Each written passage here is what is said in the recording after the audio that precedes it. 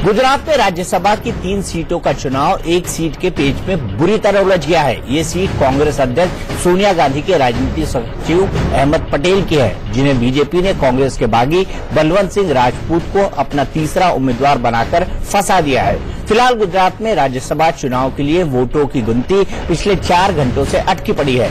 खुलेआम cross voting के बाद कांग्रेस ने अपनी ही पार्टी के 2 विधायकों का वोट रद्द करने के लिए चुनाव आयोग में शिकायत दर्ज कराई। हालांकि ये दोनों विधायक कांग्रेस के बागी हो गए थे।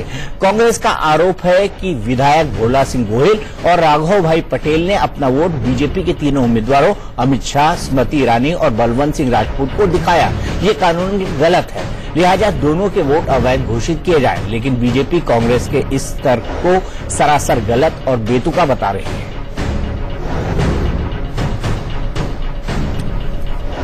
बीजेपी और कांग्रेस के बीच में अहमद पटेल की एक सीट को लेकर वोट की लड़ाई चल रही है और ये काफी तीखी चल रही है। स्थिति यह है कि पिछले 3 घंटों में दोनों पार्टियों के 4 डेलीगेशन चुनाव आयोग पहुंच चुके हैं। पहले कांग्रेस की ओर से रणदीप सुरजेवाला और आरपीएन सिंह चुनाव आयोग पहुंचे, तो जवाब में बीजेपी का पक्ष रखने के लिए कानून मंत्री रविशंकर प्रसाद, निर्मला सीतारमण, मुख्तार अब्बास नकवी, पीयूष गोयल और धर्मेंद्र प्रधान चुनाव आयोग गए। इसके बाद कांग्रेस ने रणदीप सुरजेवाला और पी चिदम्बरम की अगुवाई में अपना टीम दोबारा चुनाव आयोग भेजी।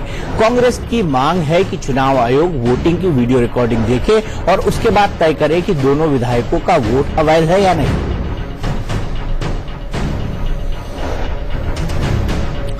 तो हम बताते हैं आपको सिलसिलेवार ढंग से क्या हुआ। एक वोट का बवाल है। एक वोट का बवाल कैसे है ये भी हम आपको समझाएंगे। सबसे पहले जीत के लिए चाहिए अहमद पटेल को कम से कम 45 वोट।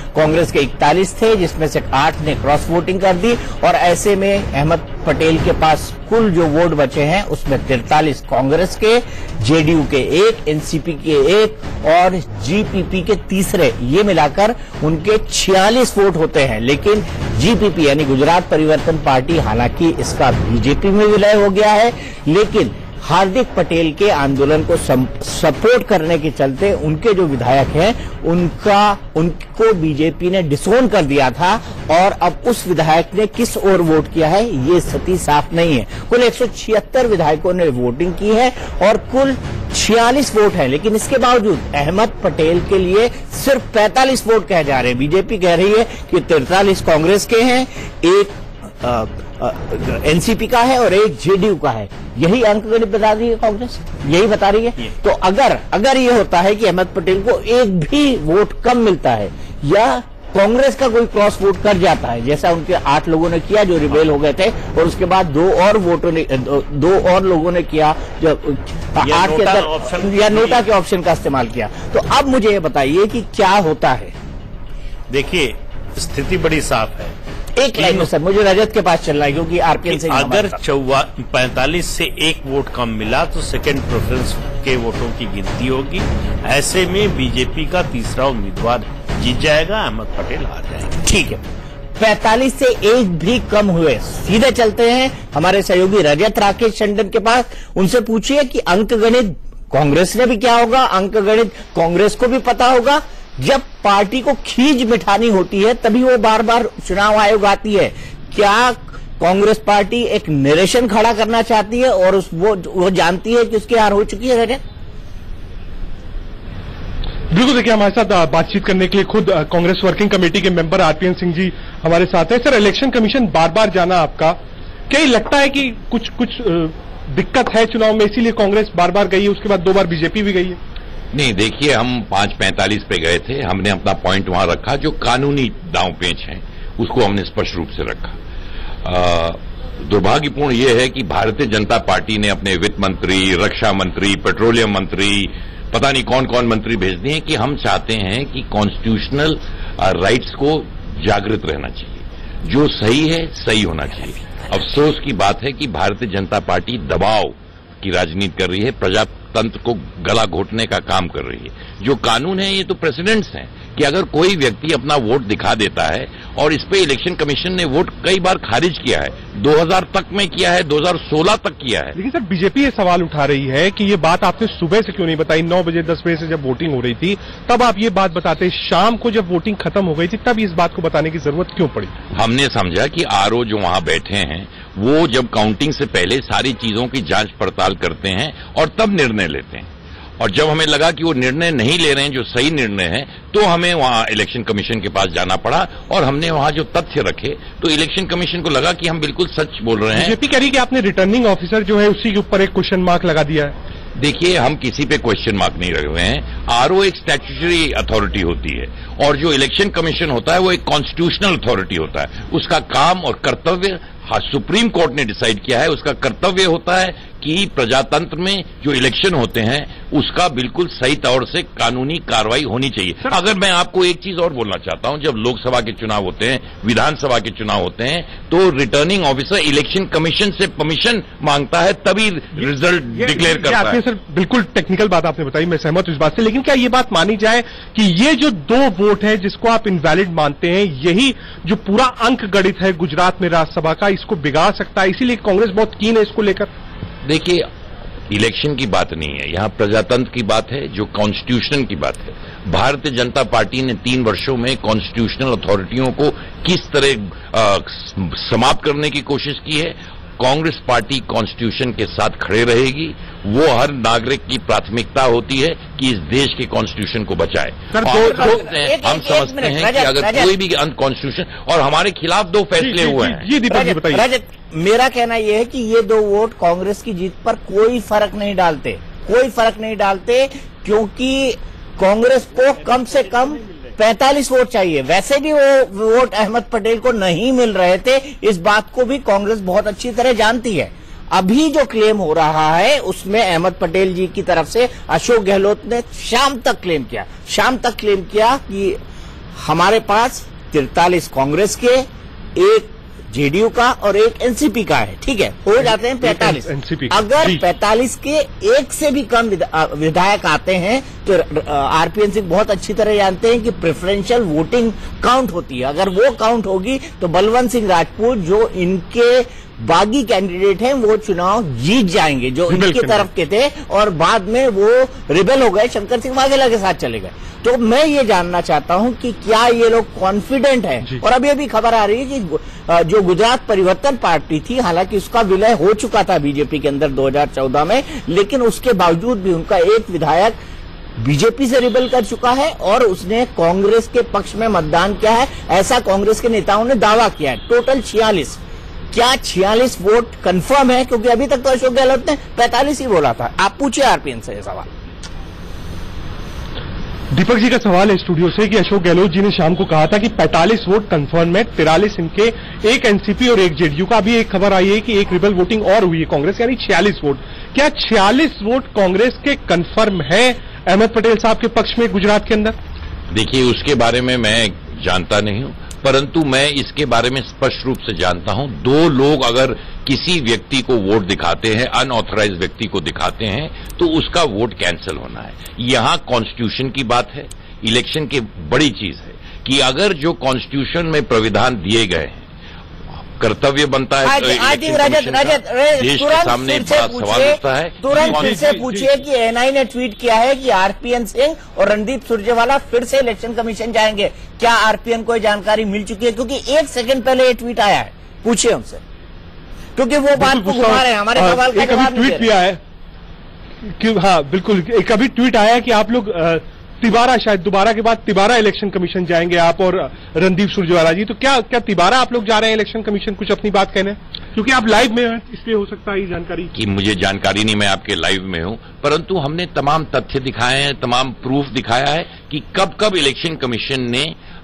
इस कानून का प्रयोग किया है। 2000 में राजस्थान में अरविंद जी प्रेस्टिजियस चुनाव है, इसीलिए शायद इतनी बार जाना पड़ा है। हाई वोल्टेज ड्रामा गुजरात से दिल्ली तक है, पूरे कैबिनेट मिनिस्टर्स की टीम जाती है, यहां से जितने सीनियर लीडर्स है वो जाते हैं। नहीं। मानते हैं प्रेस्टिजियस चुनाव है कांग्रेस के लिए अहमद पटेल साहब का? मैं समझता हूं कोई भी इलेक्शन जो होता है, क्योंकि उसमें देश की बात होती है और प्रजातंत्र का सबसे महत्व होता है, 1 वोट का भी बहुत महत्व होता है। मैं समझ सकता हूं वो महत्व, जो कॉन्स्टिट्यूशन ने हर व्यक्ति को दे रखा है। जी दीपक जी को सवाल पूछना था। जी दीपक जी, ये बात आरपीएन सिंह बोल चुके हैं कि कॉन्स्टिट्यूशनल के महत्व की बात है, प्रजातंत्र की बात है। आई थिंक ये फ्रेजेस हैं जब हम नरेशन खड़ा करते हैं, खुद आरपीएन भी इस बात को बहुत अच्छी तरह जानते हैं। मैं सिर्फ उनसे ये जानना चाहता हूं कि क्या कांग्रेस ये दावा कर सकती है रात में 9:10 पर कि अहमद पटेल के पास 45 वोट से 45 वोट हैं और उनकी जीत में कोई तरह की दिक्कत नहीं है और सिर्फ वो प्रजातंत्र को बचाने के लिए काउंटिंग को रुकवा रहे हैं? बिल्कुल, दीपक जी का सवाल है कि क्या कांग्रेस ये दावा कर सकती है कि गुजरात में जो आज वोटिंग हुई है कांग्रेस के पक्ष में 45 वोट है, रहेगा, और ये जो 2 वोट की लड़ाई चल रही है ये प्रजातंत्र के ऊपर लड़ाई चल रही है, 45 तो है ही है आपका, क्या ये दावा आप करते हैं? देखिए, अशोक गहलोत जी अपना बयान दे चुके हैं, उस पर मैं कोई कमेंट नहीं करना चाहता हूं, परंतु जो कॉन्स्टिट्यूशनल की अवहेलना हो रही है, भारतीय जनता पार्टी की सारी कैबिनेट पहुंच जा रही है कि इस जो कॉन्स्टिट्यूशनली गलत हुआ है उसको सही करना चाहती है। ये खतरनाक चीज प्रजातंत्र के लिए है और प्रजातंत्र के लिए लड़ाई लड़ी इस कांग्रेस पार्टी ने। और कल 9 अगस्त है जो क्विट इंडिया मूवमेंट का दिन है, जिसने हमने अंग्रेजों को भगाने का काम कांग्रेस पार्टी ने किया था कि हमारा देश आजाद हो सके और कॉन्स्टिट्यूशनली सबको प्रोटेक्शन मिलना चाहिए। सवाल बार बार वही आ रहा है कि 45 कंफर्म है कि बिल्कुल नहीं। क्या है, कॉन्स्टिट्यूशन बड़ा होता है या चुनाव बड़ा होता है? भारतीय जनता पार्टी रात भर अपने नेताओं को कॉन्स्टिट्यूशन का गला घोटने का काम कर रहा है। कांग्रेस पार्टी कभी भी कॉन्स्टिट्यूशन के लिए लड़ाई लड़ी है और लड़ते रहेगी। अफसोस की बात है कि भारतीय जनता पार्टी का इस तरह का दबाव इलेक्शन कमीशन पे दिया जा रहा है, बनाया जा रहा है कि उनके मंत्री देर रात तक भी वहां दबाव बनाए जा रहे हैं। इलेक्शन कमीशन का रुख क्या था जब आपने सारी बातें रखी? 2 बार डेलीगेशन आपका जा चुका है, तीसरी बार भी जाने की तैयारी में है। इलेक्शन कमिश्नर का रुख क्या था? क्या वो आपकी बात से सहमत थे? क्या उन्होंने साइन दिए कि हाँ जो आप बात करें, जो प्रूफ आप सामने रख रहे हैं उससे मैं सहमत हूं? क्या ये बातें हुई वहां पर? अगर सहमत नहीं होते तो इलेक्शन क्यों अभी तक रुका है?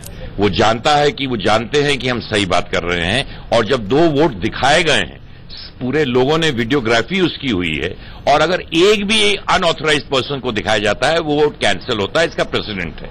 मैं एक बात पूछना चाहता हूं, फिर वो एक ही बात रिपीट कर रहे हैं आरपीएन। मैं सिर्फ एक बात पूछना चाहता हूं रजत, आप उनसे पूछिए कि शंकर सिंह वाघेला जो हैं वो 1 साल से कंप्लेन कर रहे थे हाईकमान को, लेकिन राहुल गांधी ने उनकी नहीं सुनी। ये उन्होंने ऑन रिकॉर्ड कहा है। राहुल गांधी आज भी जब ये पूरा हाई पॉलिटिकल ड्रामा हो रहा है सीडब्ल्यूसी से गायब थे, तो राहुल गांधी क्यों गायब रहे और राहुल गांधी पर ये आरोप लगातार कांग्रेस के नेता क्यों लगा रहे हैं?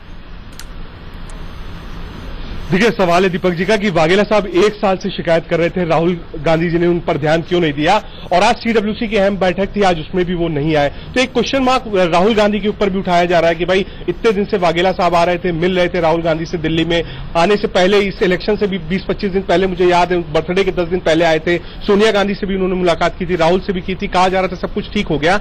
लेकिन क्या मैनेजमेंट जो था वो थोड़ा बहुत लूज था गुजरात को लेकर, वाघेला साहब को लेकर? देखिए, हम क्यों कानून, फिर जहां जो टॉपिक है वो राहुल गांधी जी को क्यों ले आते हैं? राहुल गांधी जी आपको भी मालूम है सीडब्ल्यूसी में इसलिए नहीं आए क्योंकि वायरल फीवर है उनको। परंतु फिर से मुद्दा क्या है?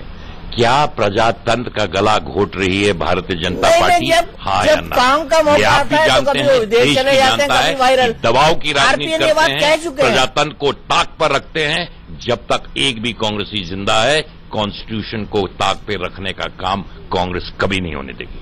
चलिए, बहुत शुक्रिया हमसे बातचीत करने के लिए दीपक जी। मुझे लगता है आरपीएन सिंह जी और रणदीप सुरजेवाला फिर से निकल चुके हैं यहाँ से, इलेक्शन कमीशन जाएंगे। रणदीप सुरजेवाला यही बैठे हुए हैं। मुझे बताइए, आप पॉलिटिकल करस्पॉन्डेंट हैं, आप ये बताइए, आप पॉलिटिकल करस्पॉन्डेंट है, इतनी क्रूशियल बात है, राहुल गांधी को वायरल है, राहुल गांधी ने एक बार भी आज किसी से टेलीफोन पर बात नहीं की है, इतना बड़ा संकट होने के बावजूद।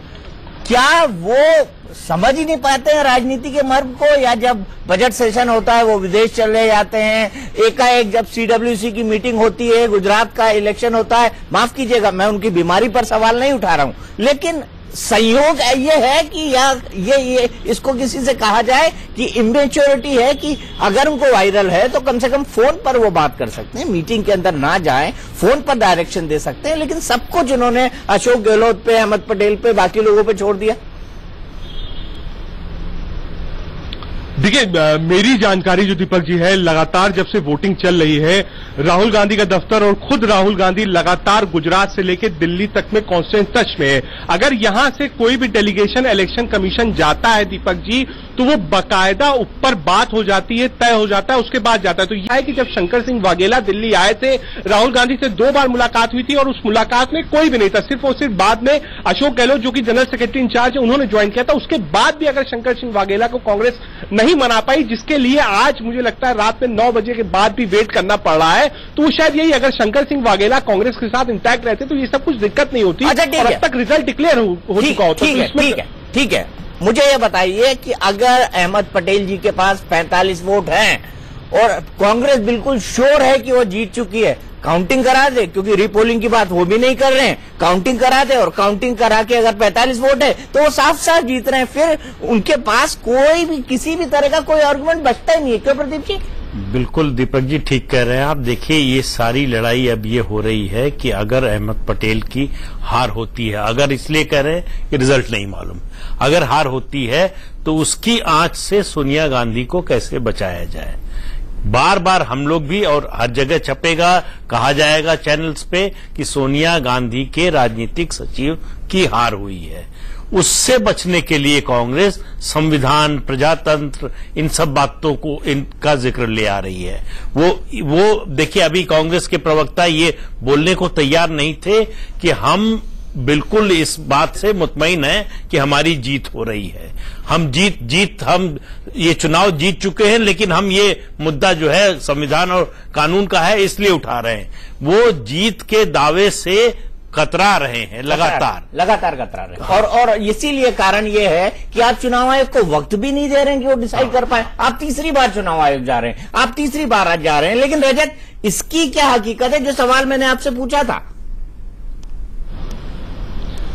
देखिए, 45 वोटों वाला सवाल अगर आप पूछेंगे तो उसमें दिक्कत यह है कि अगर 1-2 लोगों ने गलत जगह पे साइन किया होगा, क्योंकि मुझे याद है अच्छी तरीके से दिन में कि एक कांग्रेस के विधायक ने गलत तरीके से साइन किया था, हाथ में कुछ कंपन था या हाथ कांपा था, तो उन्होंने प्रॉक्सी वोटिंग की मांग करी थी। लेकिन रिटर्निंग ऑफिसर ने यह कह के मना कर दिया था कि अगर प्रॉक्सी वोटिंग आपको चाहिए थी तो आप 3 दिन पहले बताते, इस समय प्रॉक्सी वोटिंग नहीं मिलेगी।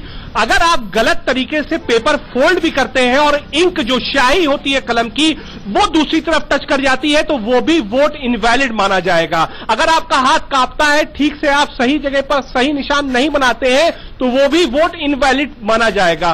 तो उस सर्कमस्टांसेस में अगर 2 वोट इनवैलिड होते हैं कांग्रेस पार्टी के, तो ये जो 2 वोट की लड़ाई चल रही है ये इसीलिए चल रही है कि अगर एक आध वोट इनवैलिड होता है, जो कि रिटर्निंग ऑफिसर का विवेकाधिकार होता है, तो कम से कम सपोर्ट के लिए ये वो 2 वोट हो उनके पक्ष में जो कि जीत का रास्ता आसान करे। ये 2 वोट अहमद पटेल के खाते में नहीं गए हैं। ये वोट तो वैसे भी अहमद पटेल के खाते में नहीं गए। कांग्रेस भी कह रही है कि ये बीजेपी को गए हैं। समझता हूं कि कहीं कांग्रेस के किसी विधायक ने फिर से क्रॉस वोटिंग न कर दियो, फिर 40 में से भी क्रॉस वोटिंग न कर दियो। इसीलिए मुझे सिर्फ ये बताइए, आप, मैं आपके हर तर्क से सहमत हूं, लेकिन मुझे ये बताइए आरपीएन सिंह जीत का दावा करने से क्यों हिचक रहे थे 9 बजे?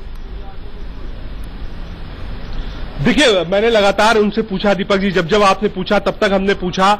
सुबह से कांग्रेस के जो नेता थे लगातार जीत का दावा कर रहे थे, लेकिन 6 बजे के बाद ये दावा कुछ हल्का हो गया। लगातार जब से इलेक्शन कमीशन कांग्रेस पार्टी जा रही है, इस दावे में हल्की कमी आई है। हाँ, अंदर खाने की बात जरूर है कि 44 और 45 के बीच में वोट मिलना चाहिए, लेकिन दूसरी बात यही हो रही है कि अगर 1-2 वोट इनवैलिड हो जाते हैं तो अहमद पटेल चुनाव हार जाएंगे। क्रॉस वोटिंग हो जाती है कांग्रेस पार्टी में, कोई भी एक क्रॉस वोटिंग। बिल्कुल, देखिए, क्रॉस वोटिंग में इसलिए नहीं दीपक सर बोल रहा हूं क्योंकि जो अंदर एजेंट होता है उससे बेहतर कोई नहीं जानता है। राज्यसभा के चुनाव में जब अंदर एजेंट बैठा होता है, शक्ति सिंह गोहिल आज वहां बैठे हुए थे, वो बाकायदा एक एक वोट देखते हैं, एक एक वोट की जानकारी होती है। शक्ति सिंह गोहिल से बेहतर कोई नहीं बता पाएगा कि अहमद पटेल साहब को कितना वोट मिला है। इसमें कोई आप कह सकते हैं ब्लैक एंड व्हाइट नहीं, लेकिन उसके बाद भी चांस ये होती है कि काउंटिंग के समय अगर 1-2 वोट इनवैलिड निकल आए। क्रॉस वोटिंग पे तो मैं बिल्कुल कह नहीं सकता हूं, क्योंकि जब अंदर वोट दिखा के डाला जा रहा है तो क्रॉस वोटिंग पता चल जाता है और कोई पार्टी से झूठ नहीं बोल सकता है। वो साफ साफ बताया जाता है कि कितना वोट मिला, कितना वोट नहीं मिला, किसने क्रॉस वोट किया, किसने वोट नहीं किया, किसने नोटा दबाया, क्योंकि आपको दिखाना पड़ता है अपने चीफ विप को। इसलिए मेरा तर्क यह है कि अगर कांग्रेस पार्टी ये सोच रही है कि अगर 1-2 वोट इनवैलिड हो जाता है तो अहमद पटेल साहब ये चुनाव हार जाएंगे, अगर वो 2 वोट जो कि प्रेसिडेंट के चलते कांग्रेस पार्टी चुनाव आयोग में लड़ाई लड़ रही है, खुद रणदीप सुरजेवाला उसके अपने गवाह हैं, खुद वो उनका जो वोट था वो कैंसिल हुआ था जब सुभाष चंद्रा चुनाव लड़ रहे थे, तो उसी म्याद को लेकर आगे बढ़ रही है। मुझे ये समझाइए, क्या रणदीप सुरजेवाला को ये पता नहीं था नियम क्या है? उन्होंने क्यों अपना वोट दिखाया था? भाई इतने बड़े नेता है, कांग्रेस के नेशनल स्पोक्स पर्सन रहे, मीडिया कमेटी के इंचार्ज हैं, क्या वो ये नहीं जानते थे कि राज्यसभा में वोटिंग किस तरह से की जाती है? इतने समझदार आदमी वो राज्यसभा में ऐसे वोटिंग करते हैं कि वो अपना वोट सबको दिखा देते हैं, उनको पता है उनका वोट इनवैलिड हो जाएगा, तो वो ऐसी गलती करते ही क्यों है? खैर मैं अब इसमें नहीं जाता, इस प्रकरण में नहीं जाता, क्योंकि वो एक पुरानी बात हो गई थी। हरियाणा चुनाव में क्या हुआ था वो दूसरा है, लेकिन हरियाणा चुनाव के बाद वाकई एक प्रेसिडेंट बना था। प्रकाश सर हिला रहे हैं, प्रकाश के पास आऊंगा आपके काउंटर आर्गुमेंट के लिए, लेकिन उससे पहले हम लेते हैं एक ब्रेक। तक वोटों की गिनती, यानी जिन विधायकों ने वोट किया राज्यसभा चुनाव के लिए, उनकी गिनती शुरू नहीं हो पाई है, क्योंकि तीसरी बार दोनों पार्टी के प्रतिनिधिमंडल चुनाव आयोग पहुंच चुके हैं। चुनाव आयोग को इतना भी वक्त नहीं दे रहे कि वो कोई डिसीजन ले सके। जो पोलिंग हुई थी, जो वोटिंग हुई थी, उसके लिए जो है वो फुटेज मंगवा ली गई है दिल्ली, उसको देखा जा रहा है। लेकिन इस बीच बीजेपी और कांग्रेस तीसरी बार चुनाव आयोग फिर पहुंच चुके हैं। हो क्या रहा है? वो ये रहा है कि दोनों ने इसको प्रतिष्ठा का प्रश्न बना लिया है। जाते जाते भी कांग्रेस ये बताकर जाना चाहती है कि बीजेपी ने हरवा दिया या बीजेपी ने प्रजातंत्र की हत्या कर दी, गला घोट दिया। लेकिन बीजेपी वहीं ये जताना चाहती है कि अहमद पटेल को हराकर उन्होंने ऑलमोस्ट ये प्रूव कर दिया है कि सोनिया गांधी के राजनीतिक सचिव की हार कांग्रेस के मैनेजमेंट की, राहुल गांधी के मैनेजमेंट की कितनी बड़ी चूक है। संजय शर्मा हमारे सहयोगी फिर से जुड़ चुके हैं। कौन कौन से लोग आए हैं, क्या प्रतिनिधि मंडल है? हालांकि कांग्रेस ने इस पर सवाल उठाया था कि कानून मंत्री कैसे दबाव डाल सकते हैं इलेक्शन कमीशन पर।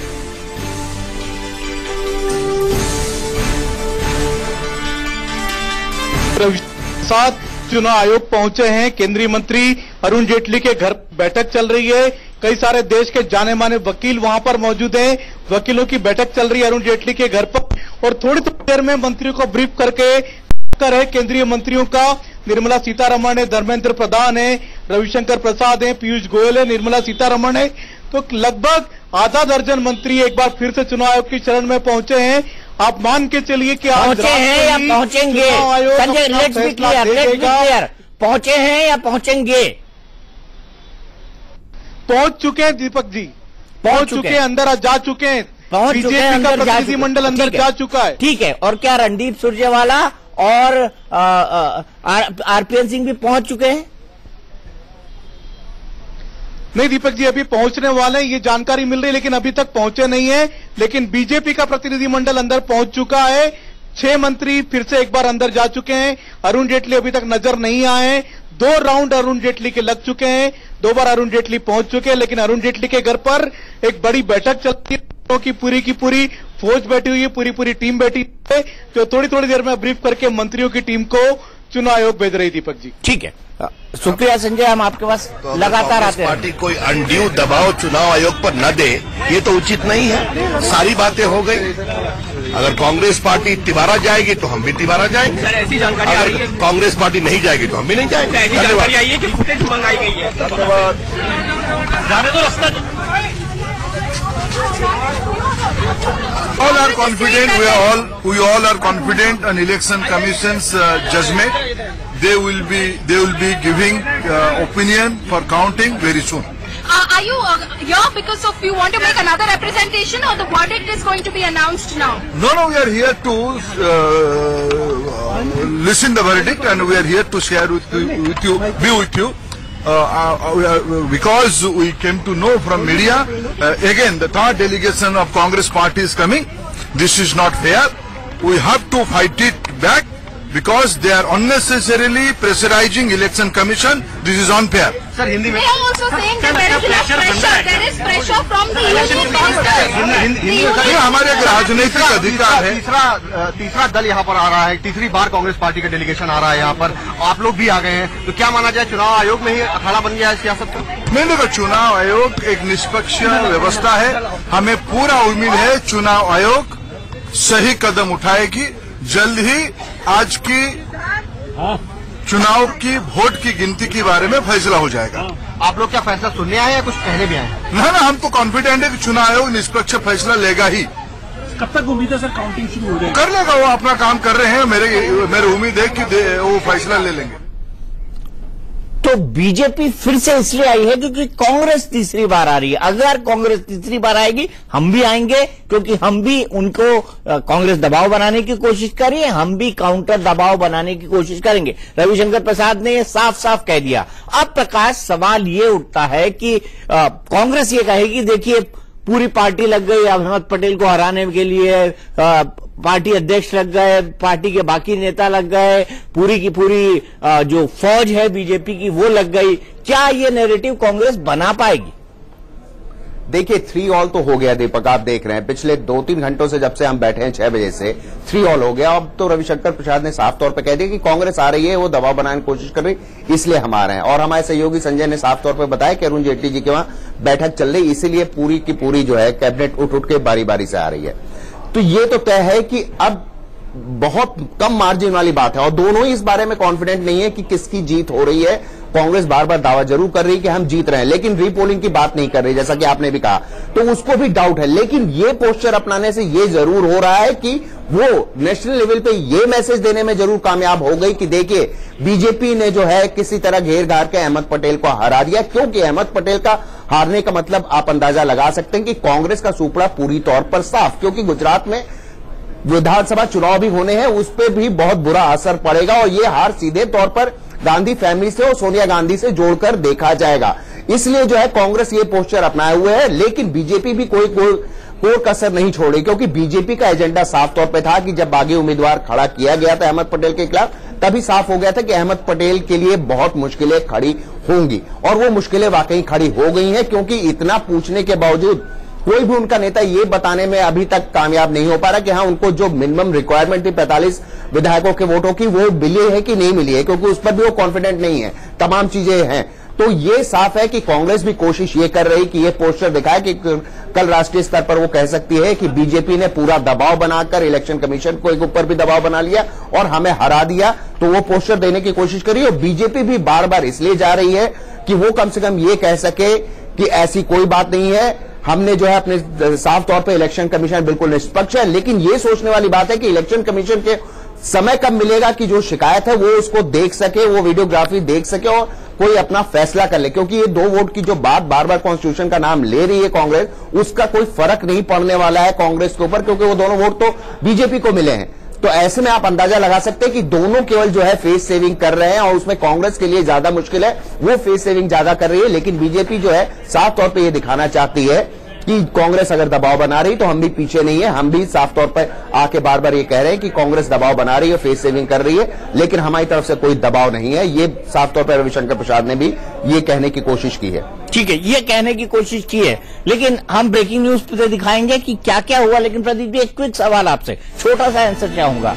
अगर कांग्रेस ये कहे, चलिए तीसरी बार चुनाव आयोग पहुंची बीजेपी और तीसरी बार चुनाव आयोग पहुंचने वाली है कांग्रेस, तो ऐसा क्यों हो रहा है? ऐसे इसलिए हो रहा है कि दोनों दबाव बनाना चाहते हैं, दोनों एक नैरेटिव शुरू करना चाहते हैं, दोनों एक नैरेटिव आगे बढ़ाना चाहते हैं। कांग्रेस का नैरेटिव ये होगा कि देखिए अहमद पटेल को हराने के लिए पूरी पार्टी लग गई, पूरी पार्टी उनको हराने के लिए अड़ गई और पूरी पार्टी में तोड़फोड़ की गई। उसके बाद जो है इंजीनियरिंग की गई। हालांकि अगर ऐसा किया जाता है तो राजनीतिक तौर पर इसको आज की राजनीति में कुछ गलत नहीं कहा जाएगा, क्योंकि कांग्रेस में ऐसा करने की परंपरा रही है। कानूनविद इस वक्त बैठे हुए हैं अरुण जेटली के घर, जो खुद एक बहुत अच्छे कानून के जानकार हैं, और इसीलिए कांग्रेस का प्रतिनिधिमंडल तीसरी बार अभी तक नहीं पहुंच पाया है। तो बीजेपी का प्रतिनिधिमंडल पहुंच गया और यह कह दिया कि अगर कांग्रेस तीसरी बार आएगा तो हम भी तीसरी बार आएंगे।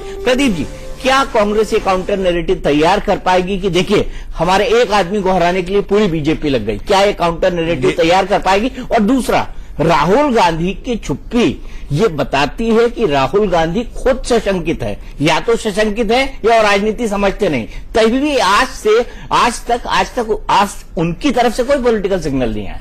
देखिए दीपक जी, क्रिकेट में कई बार ऐसा होता है कि बैट्समैन जब आउट हो जाता है अपनी गलती से, तो अपनी कमी को छिपाने के लिए कहता है कि बॉल अनप्लेएबल थी, कि इस बॉल को कोई खेल ही नहीं सकता था, ऐसी बॉल थी इसलिए आउट हुए। अहमद पटेल भी ये बताने की कोशिश कर रहे हैं कि उनकी हार कोई सामान्य हार नहीं है। अगर हारते हैं, उनकी हार पूरी जो है बीजेपी सरकार की माइट, पार्टी की माइट, उसके खिलाफ हुई है। वो इतने ताकतवर लोगों से लड़ रहे थे जिसकी वजह से वो हारे हैं, तो वो अपनी हार को बड़ी लड़ाई के रूप में दिखाना चाहते हैं। एक बात। दूसरी बात, जो राहुल गांधी की आप कर रहे हैं, आज देखिए पिछले 48 घंटे में राहुल गांधी या सोनिया गांधी की ओर से कोई बयान, कोई प्रतिक्रिया, कोई ट्वीट, किसी तरह का कुछ नहीं आया। तो अगर राहुल गांधी आज फोरफ्रंट में होते तो क्या मैसेज जाता कि राहुल गांधी की स्ट्रेटजी फेल हो गई, उनका पॉलिटिकल मैनेजमेंट फेल हो गया। अभी क्या होगा कि अहमद पटेल का पॉलिटिकल मैनेजमेंट अब फेल हो। नहीं, अहमद पटेल ने भी साफ साफ कह दिया था, पहले दिन कह दिया था कि ये मेरा व्यक्तिगत चुनाव है। हाँ। कृपया इसमें सोनिया गांधी को न इन्वॉल्व करें। व्यक्तिगत तौर पे अहमद पटेल लड़ रहा है, कांग्रेस का पॉलिटिकल सेक्रेटरी अगर लड़ रहा है, पॉलिटिकल सेक्रेटरी मिसेस गांधी का, तो उनके नाम से इस चुनाव को न जोड़ा जाए। उन्होंने ये प्रिकॉशन पहले ही ले लिया था। वो उनके कहने से कुछ नहीं होता ना। आप देखिए, बात यह है कि कांग्रेस के 57 विधायक थे। 57 विधायक लेकर अगर आप 45 की संख्या नहीं जुटा पाते हैं, तो ये कांग्रेस हाईकमान के ऊपर एक टिप्पणी है कि आपका जो हुक्म है, आपका जो रुका है, अब वो पार्टी में नहीं चलता। आपके कहने पर विधायक पार्टी के साथ देना तो छोड़िए, पार्टी में रुकने को भी तैयार नहीं। तो ये जो मैसेज है, ठीक है अहमद पटेल चुनाव लड़ रहे थे, हार होगी तो उनकी हार होगी, लेकिन पार्टी में ये जो बिखराव है कि आपका विधायक दल का नेता छोड़ के भाग गया, आपका चीफ व्हिप भाग गया, आपके 12 विधायक चले गए, तो ये जो बिखराव है, इसके लिए क्या सिर्फ अहमद पटेल जिम्मेदार है? कांग्रेस पार्टी को चला कौन रहा है? सोनिया गांधी अध्यक्ष है, राहुल गांधी उपाध्यक्ष है। उन्हीं के कहने से पार्टी चल रही है, उन्हीं की सुनी जाती है, उन्हीं का वीटो चलता है, लेकिन पार्टी के विधायक, पार्टी का कैडर अब उसको मानने को तैयार नहीं है। और सीधी सी बात है, किसी भी डेमोक्रेसी में, जो पार्लियामेंट्री डेमोक्रेसी है, नेता की बात तब तक चलती है जब तक वो वोट दिलाने की स्थिति में हो। अगर आप हमको जिता कर ला सकते हैं तो आप जो कहेंगे हम सुनने को तैयार हैं। आज कांग्रेस के एक वर्ग को, और जिसकी संख्या धीरे धीरे बढ़ रही है, उसको लग रहा है कि जो मौजूदा नेतृत्व है वो हमें चुनाव जिताने में कामयाब नहीं है। The legal position is very clear. I am reading out section 39(5). Section 39(5) in the Conduct of Election Rules 1961 reads as follows. In subsection 5, if an elector to whom a ballot paper has been issued refuses, after warning given by the presiding officer, to observe the procedure as laid down in sub-rule 2, the ballot paper issued to him shall, whether he has recorded his vote thereon or not, be taken back from him by the presiding officer or a polling officer under the direction of the presiding officer. Very categorically, the process has ended at 9:20 a.m. when the presiding officer and the returning officer have allowed the elector to cast his vote. They have not accepted that the process was vitiated in any way. If at all the Congress felt that the process is vitiated, in 39AA, a procedure has been set up where they have to file a form demanding that the election, that particular vote should not be taken in the box. After the vote has been cast in the box, we fail to understand what the Congress is demanding. How will they pick which are the two votes that these two candidates have cast? There is no identification. There is no way to pick and choose in a box of 176 votes which are the votes of these two candidates, two voters. So I think it's a complete sham that the Congress is indulging in. They have no legal standing. There is no legal basis to their arguments. What they are saying is baseless. The allegations are completely baseless. And the reality is that possibly it has dawned on them late. After making all the claims that they've got 45, 46 votes, after the candidate saying, wait for the counting and I will win, they suddenly realized that possibly the people of India and the voters in this election also are no more with them, and therefore as an afterthought, they are trying to create impediments. तो पीयूष गोयल का यह कहना था, जो उन्होंने अंग्रेजी में कहा कि जो रूल्स हैं इलेक्शन कमीशन के, वो साफ साफ कहते हैं कि वही होगा जो रिटर्निंग ऑफिसर या प्रिसाइडिंग ऑफिसर ने ऑलरेडी डिसाइड कर लिया है, और वोट खत्म होने से पहले इस बात पर आपत्ति की जानी चाहिए। जो कुछ हुआ था बाद में क्यों की गई, वोटिंग काउंटिंग शुरू होने वाली है तब क्यों की गई, इस पर भी वो बहुत बड़ा सवाल उठा रहे हैं। उनका कहना है कि कांग्रेस अपनी हार से बौखला गई है, एक नैरेटिव खड़ा करना चाहती है। कांग्रेस ये नैरेटिव खड़ा करना चाहती है कि पूरी बीजेपी ने मिलकर अहमद पटेल को हरा दिया। उसका कितना ब्लेम जाएगा प्रदीप जी राहुल गांधी पर? क्योंकि यहां तो हो रहा है कि अहमद पटेल की हार हो रही है, सोनिया गांधी के राजनीतिक सचिव की हार हो रही है। बीजेपी तो यही प्रचारित करेगी, लेकिन कांग्रेस का काउंटर आर्ग्यूमेंट क्या होगा? देखिए, बड़ा मुश्किल है कांग्रेस के लिए राहुल गांधी को इस ब्लेम से बचाना, क्योंकि अल्टीमेटली जीत हो या हार हो, दोनों स्थितियों में उसका श्रेय या अपयश जो है वो नेतृत्व को जाता है। नेतृत्व अपनी जिम्मेदारी से भाग नहीं सकता। अगर आज जीत होती तो ये कहा जाता, कांग्रेस की ओर से दावा किया जाता कि राहुल गांधी का मैनेजमेंट था, आखिरी मिनट पर उन्होंने जो प्रयास किए वो रंग लाया और जीते। अगर अहमद पटेल हारते हैं तो ये कांग्रेस के लिए बहुत बड़ा झटका है। ये केवल एक राज्यसभा का मामला नहीं, निष्पक्ष ये मुक्त माहौल में स्वतंत्र चुनाव हुआ है, और हमारी यही अपील है, रिक्वेस्ट है चुनाव आयोग से कि तत्काल काउंटिंग शुरू की जाए ताकि जो रिजल्ट है वो आ जाए। इसमें कांग्रेस का जो ये आरोप है कि देखिए, कांग्रेस हार से पहले की जो हताशा है वो स्पष्ट कर रही है। सुप्रीम कोर्ट के मुताबिक लगता है आप अपनी जीत के लिए आश्वस्त हैं क्या? आश्वस्त है जीत के लिए? बिल्कुल जीत नहीं, बिल्कुल भारतीय जनता पार्टी को उम्मीदवार जीते।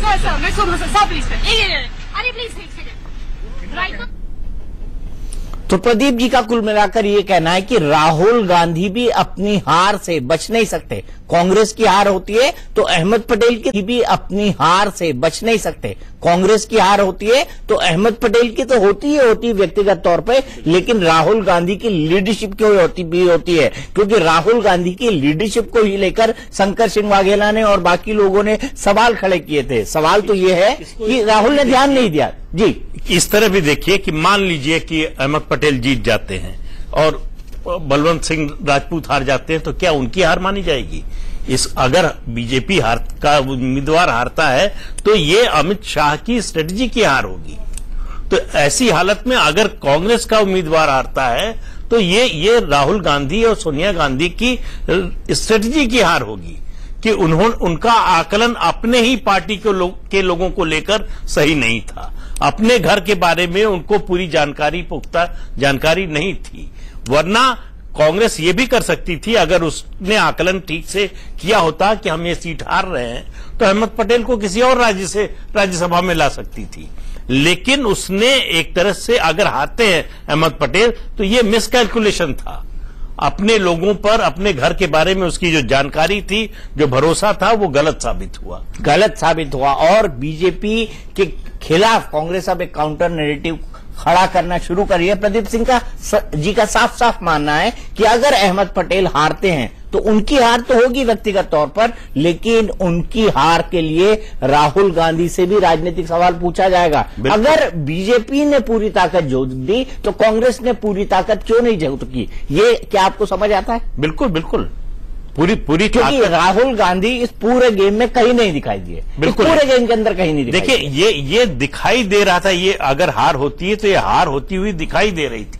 1 महीने पहले आपका विधायक दल का नेता जो है पार्टी से विद्रोह करके पार्टी से अलग हो जाता है, फिर 6 विधायक आपके पार्टी छोड़ देते हैं। तो आप जब बेंगलोर ले जाते हैं विधायक, तब आपको मालूम हो गया कि 6 और विधायक आपके साथ नहीं है, 44 हैं। उनमें भी पता है आपको इनमें से भी कोई टूट सकता है, इसलिए आप उनको बेंगलोर ले 45 हो गए। क्योंकि जो रिजॉर्ट होता है उसके अंदर 44 को जाना चाहिए, गए 43, गए 43 ही। तो इससे पता और अभी भी वो ये कह रहे हैं कि 44 लोगों ने हमको वोट नहीं दिया, हमको 43 लोगों ने वोट दिया है। सिर्फ वो ये क्लेम कर रहे हैं। हाँ, तो ये कांग्रेस का दावा अपने आप में साफ करता है कि कैलकुलेशन में राहुल गांधी से भी बहुत बड़ी गड़बड़ हुई है। बिल्कुल निश्चित रूप से हुई है। और जितने भी मतलब जो इस चुनाव की स्ट्रेटजी कांग्रेस की ओर से बना रहे थे, उनकी स्ट्रेटजी में, उनके आकलन में और उनका जो असेसमेंट था उसमें निश्चित रूप से खामी नजर आ रही है। बिल्कुल निश्चित रूप से खामी नजर आ रही है। और क्विक कमेंट के लिए हम चलेंगे अरविंद के पास। अरविंद, क्या अभी तक वो है, क्या अपडेट आपको मिल रही है अंदर से, गांधीनगर से?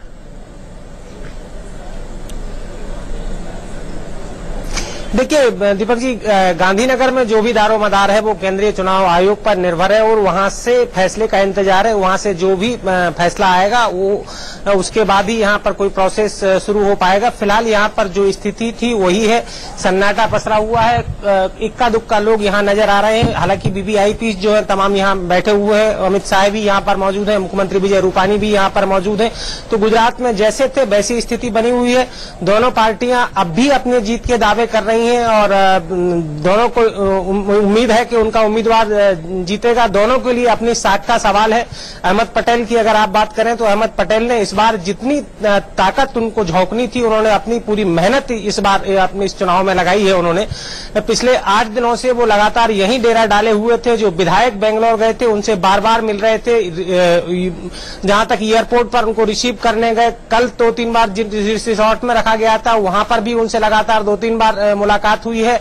और जिस प्रकार से एनसीपी और जेडीयू की तरफ से जो दावा किया जा रहा है कि एक वोट उन्हें मिला है, तो उस हिसाब से उनकी जीत का दावा, विश्वास है कि वो विजयी होंगे। ठीक है संजय, आप कुछ जोड़ना चाहते हैं, बताइए क्या जोड़ना चाहते हैं? आप हाथ उठा रहे हैं, सीधे आपके पास आया। दीपक जी, बीजेपी के जो प्रतिनिधिमंडल जो तीसरी बार यहां पर पहुंचा है, चुनाव आयोग उनसे मिलने से मना कर दिया है। साफ साफ कह दिया चुनाव आयोग किसी के भी दबाव में नहीं आएगा।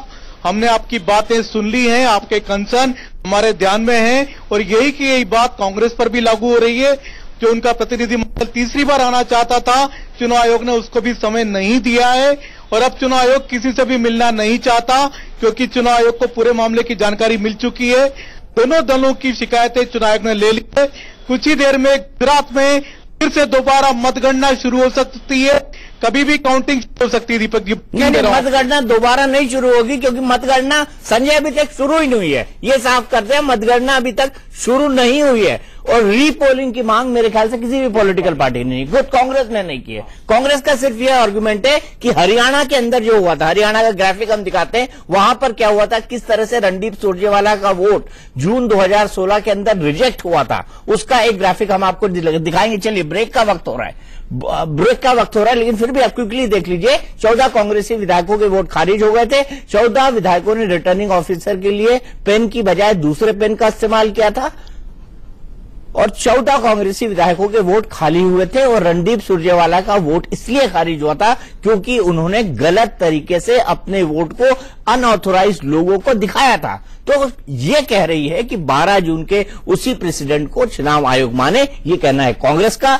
बीजेपी का ये कहना है तुरंत पोलिंग शुरू कराई दी जाए और कांग्रेस को जो काउंटर नैरेटिव शुरू करना चाहती है, जो नया पॉलिटिकल गेम कांग्रेस ने शुरू किया है, उसको तुरंत रोकना चाहिए। कांग्रेस अपनी हार से बौखला गई है। एक ब्रेक।